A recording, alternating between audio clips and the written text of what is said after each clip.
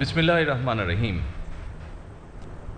জুলাই গণ অভ্যুত্থান স্মৃতি জাদুঘরের উদ্বোধনী অনুষ্ঠানের সম্মানিত সভাপতি, মন্ত্রী পরিষদ সদস্যবৃন্দ, উপদেষ্টাবৃন্দ, অন্তর্বর্তীকালীন সরকার প্রধান ডক্টর মোহাম্মদ ইউনূস, জাতীয় সংসদের সদস্যবৃন্দ, members of the diplomatic core, July গণ অভ্যুত্থানের শহীদ পরিবারের সম্মানিত সদস্যবৃন্দ, আহত জুলাই যোদ্ধা এবং আন্দোলনে অংশগ্রহণকারী বীর জনতা এবং বিখ্যাত ফটোগ্রাফার জনাব শহীদুল আলম, বিভিন্ন রাজনৈতিক দলের উপস্থিত নেতৃবৃন্দ, শিক্ষাবিদ, গবেষক, লেখক, উপস্থিত শিল্পী এবং সংস্কৃতিবৃন্দ এবং উপস্থিত সকল আমন্ত্রিত অতিথিবৃন্দ, আসসালামু আলাইকুম।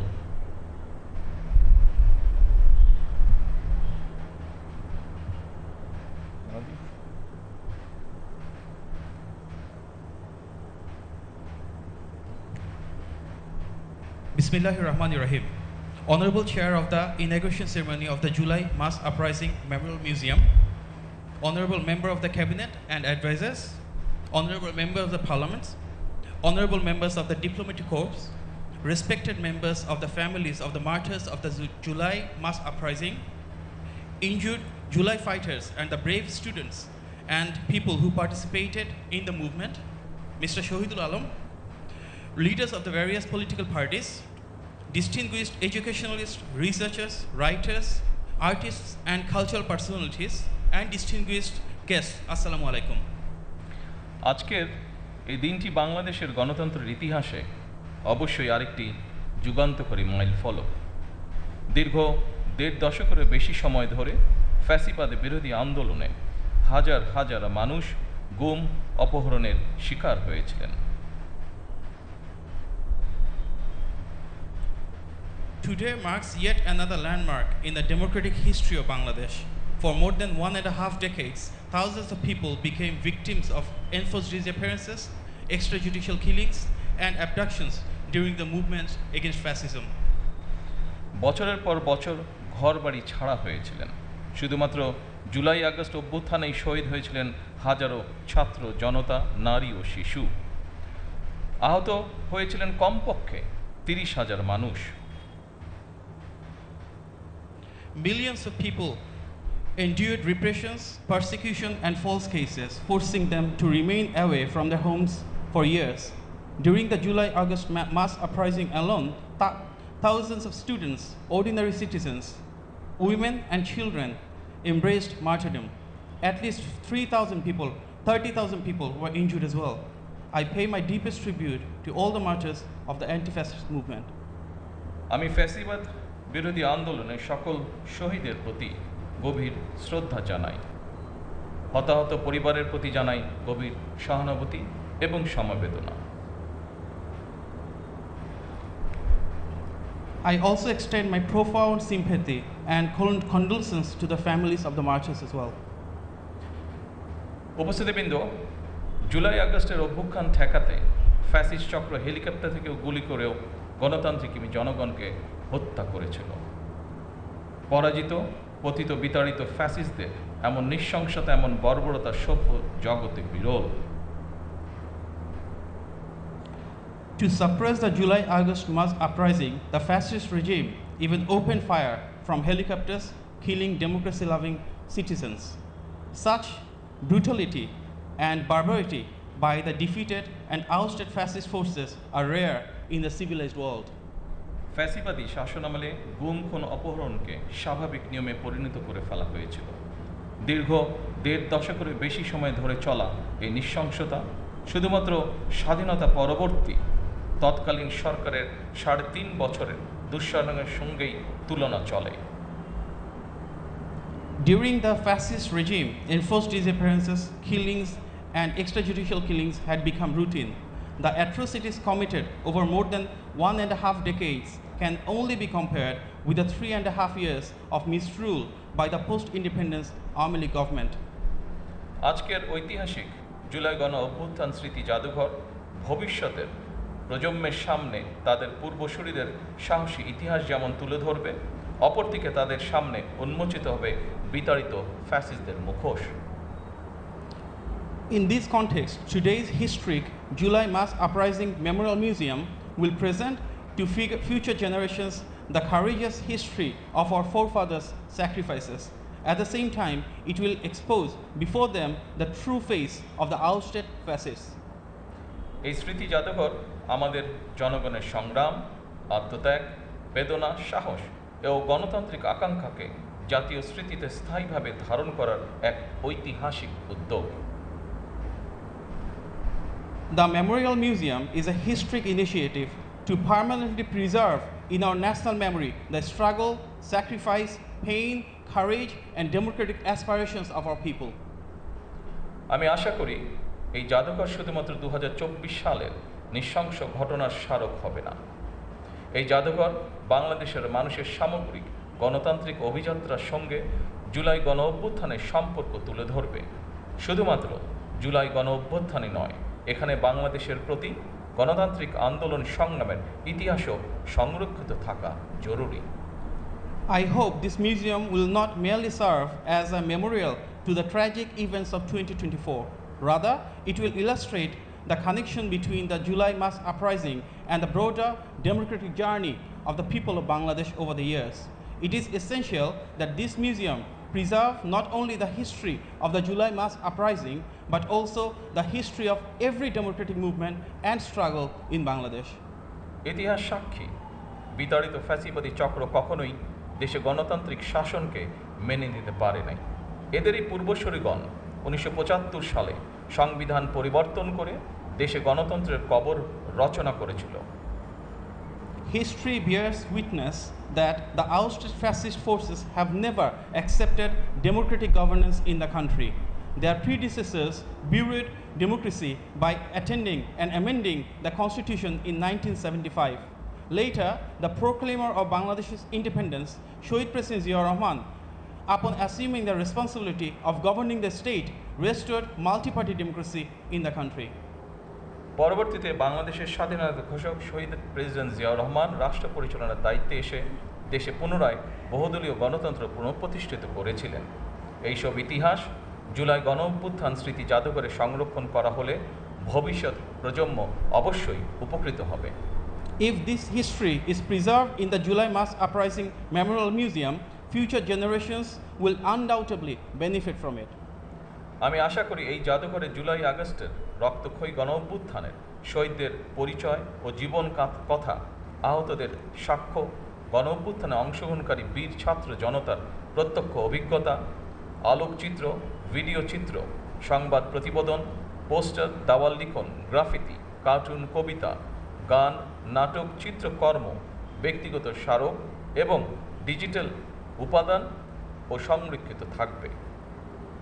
I hope this museum will preserve the identities and life stories of the martyrs of the July-August mass uprising, the testaments of the injured, the first-hand experiences of the brave students and citizens who participated in the uprising, their photographs, video footages, news reports, posters, wall writings, graffiti, poems, songs, dramas, works of art, all the creative work, personal, memorial, and digital archives as well.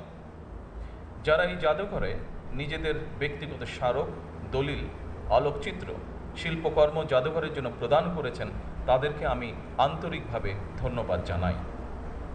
I extend my sincere gratitude to all those who have donated their personal experiences, documents, photographs, and works of art to enrich this museum. উপস্থিত সুধীবৃন্দ, আমি বিশ্বাস করি অসম্পূর্ণ, অতিরঞ্জন বা উদ্দেশ্য প্রণোদিত বয়ান ইতিহাসকে শক্তিশালী করে না। Distinguished guests, I firmly believe that incomplete, distorted, or motivated narratives do not strengthen history. বরং তা ইতিহাসের বিশ্বাসযোগ্যতাকে দুর্বল করে এবং ভবিষ্যৎ বিভেদের কারণ হয়ে দাঁড়ায়। Rather, they undermine its credibility and become a source of division for future generations.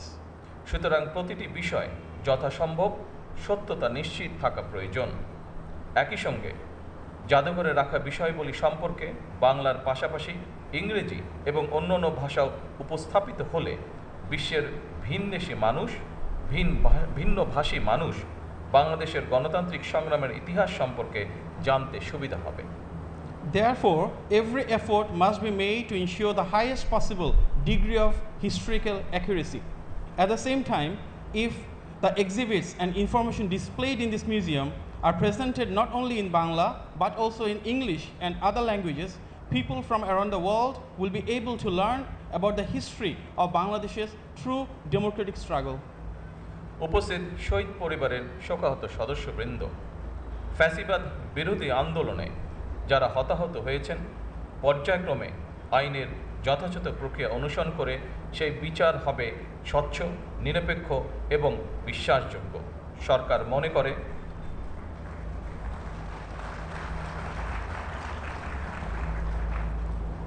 মনে করে আইনের শাসন নিশ্চিত করার জন্যই প্রতিটি অপরাধের বিচার হওয়া অত্যন্ত জরুরি। Distinguished members of beloved families of the martyrs, those who lost their lives in the anti-fascist movement will receive justice. This will not be an act of vengeance. Justice will be delivered through the due process of law, fairly, impartially, and credibly.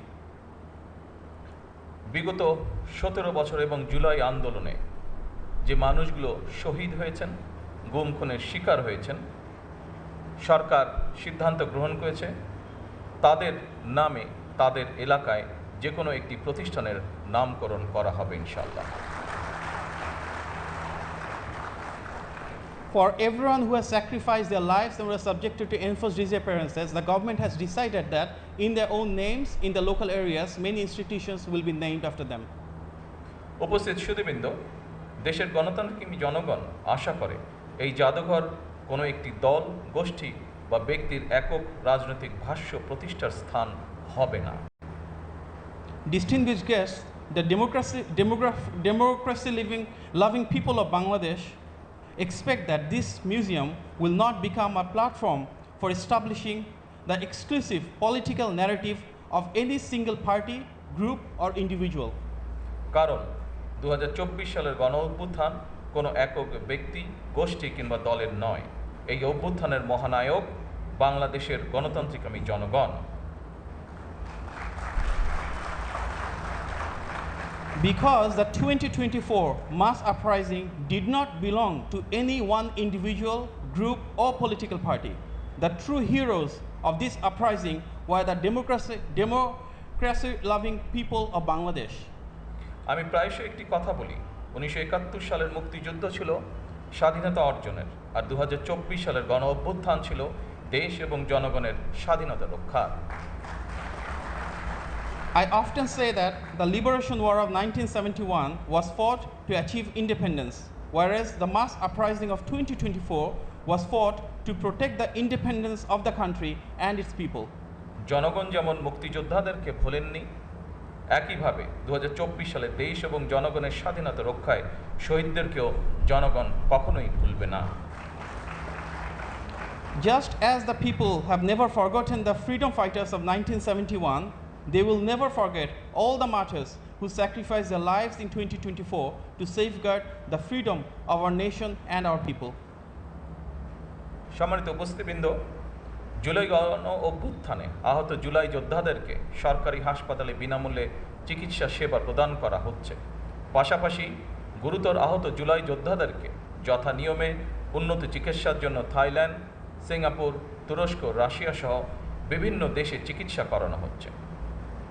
Distinguished guests, the injured July fighters are receiving free medical treatment at government hospitals. In addition, those who sustained critical injuries are being sent for advanced medical treatment to countries including Thailand, Singapore, Turkey and Russia. বর্তমানে 50 জন জুলাই যোদ্ধা বিদেশে চিকিৎসাধীন রয়েছেন। গেজেটভুক্ত জুলাই যোদ্ধাদের মধ্যে 13,000-এরও বেশি জুলাই যোদ্ধাকে তাদের নিজস্ব ব্যাংক অ্যাকাউন্টে শ্রেণীভিত্তিক মাসিক সম্মানী ভাতা প্রদান করা হচ্ছে। At present, 50 July fighters are undergoing treatment abroad. Among the officially gazetted July fighters, more than 13,000 are receiving monthly honorarium according to their respective categories directly into their own bank accounts. ফ্যাসিবাদী বিরোধী আন্দোলনে হতাহতদের রাষ্ট্রীয় উদ্যোগে সহায়তা করার ব্যাপারে বর্তমান সরকার অত্যন্ত আন্তরিক। The present government remains deeply committed to extending state support to those who suffered in the anti-fascist movement. আর্থিক সহায়তার পাশাপাশি বর্তমান সরকার শহীদদের কাঙ্ক্ষিত বাংলাদেশ প্রতিষ্ঠার কাজও শুরু করেছে। এরই অংশ হিসেবে দেশ পুনর্গঠনের লক্ষ্যে ৩১ দফা নির্বাচনী ইশতেহারের পাশাপাশি জাতীয় সংসদের সাউথ প্লাজায় স্বাক্ষরিত জুলাই সনদ পর্যায়ক্রমে বাস্তবায়ন কার্যক্রম শুরু হয়েছে। Alongside providing financial assistance, the present government has also begun the work of building the Bangladesh envisioned by our martyrs. As part of the national reconstruction effort, implementation has commenced in phases of both the 31-point election manifesto and the July Charter, which was signed at the South Plaza of the National Parliament. একই সঙ্গে গণভোটের আকাঙ্ক্ষা বাস্তবায়নের লক্ষ্যে জাতীয় সংসদে গঠিত সংবিধান সংশোধন সম্পর্কিত বিশেষ কমিটিও কাজ শুরু করেছে। At the same time, the Special Committee on Constitutional Amendment formed in the National Parliament has also begun its work to fulfill the aspirations of the people. দেশ পুনর্গঠনের মাধ্যমে একটি স্বনির্ভর, সমৃদ্ধ, নিরাপদ গণতান্ত্রিক বাংলাদেশ প্রতিষ্ঠার মাধ্যমে আমরা শহীদদের কাঙ্ক্ষিত বাংলাদেশ গড়তে চাই ইনশাআল্লাহ। Through national reconstructions, we will inshallah build a self-reliant, progressive, prosperous, secure and democratic Bangladesh, the Bangladesh for which the martyrs laid down their lives. উপস্থিত সুধীবৃন্দ, আমি আজ এই অনুষ্ঠানে একটি বিষয় জনগণের দৃষ্টি আকর্ষণ করতে চাই। Distinguished guests, today I would like to draw the attention of the people to one important issue. ফ্যাসিবাদ মুক্ত বাংলাদেশে কেউ কেউ অহেতুক ইস্যু তৈরি করে দেশে অস্থিরতা সৃষ্টির অপচেষ্টা শুরু করেছে। এসব পরিস্থিতি তৈরি করে তারা নিজেদের অজান্তেই পতিত পরাজিত পলাতক স্বৈরাচারের পুনরুত্থানের পথ সুগম করছে কিনা সেটি মনে হয় ভেবে দেখা প্রয়োজন আমাদের। In our Bangladesh now free from fascism, some are attempting to manufacture unnecessary issues and create instability in the country.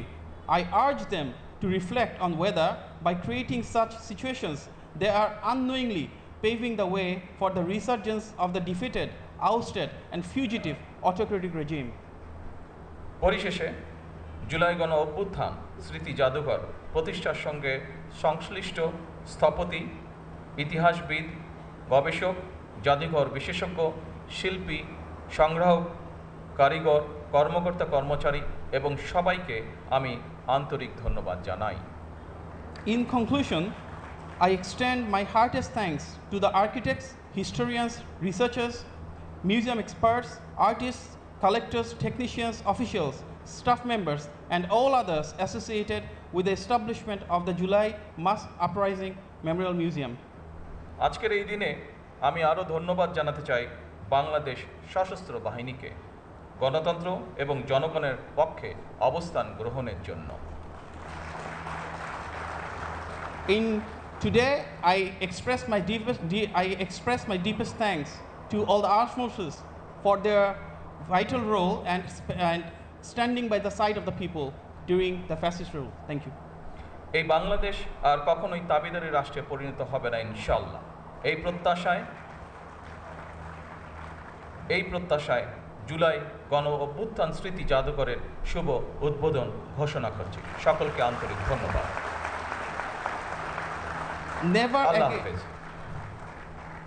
Never again shall Bangladesh become a subservient state any further. With this hope and conviction, I hereby declare the July Mass Uprising Memorial Museum officially inaugurated. Thank you all. Allah Hafiz.